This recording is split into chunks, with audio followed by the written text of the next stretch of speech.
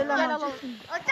Bir daha macun sürmeyin, tamam mı? Macun sürünce yapışıyor, çıkarmamız daha zor oluyor, tamam mı? Gel canım. Bir daha hiçbir şey sürmeyin, olur mu? Yandığı zaman macun, yoğurt, salça. Gel abi.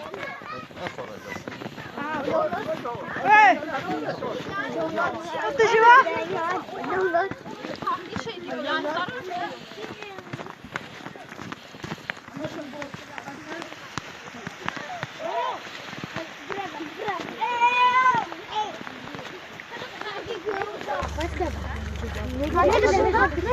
Sen 12.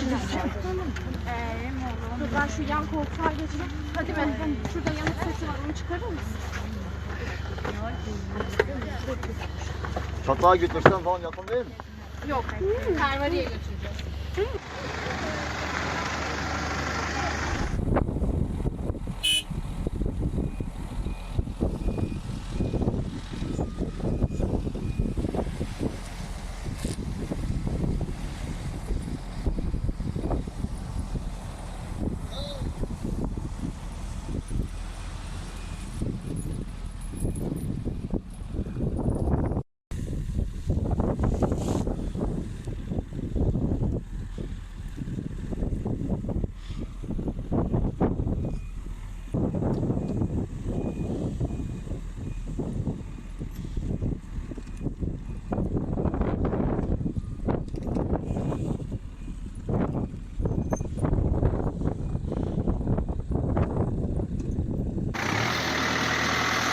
Yanda kahara. Hadi çık çık çık. Tamam. Tamam yeğenim tamam.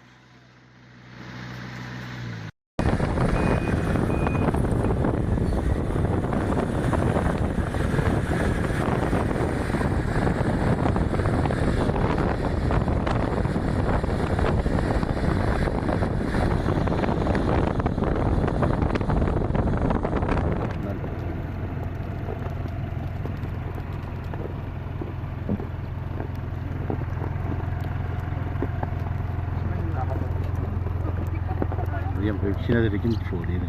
Terus sana beri.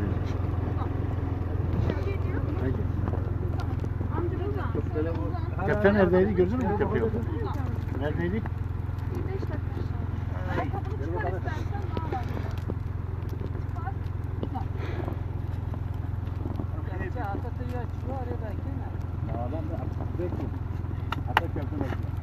Hakim abi.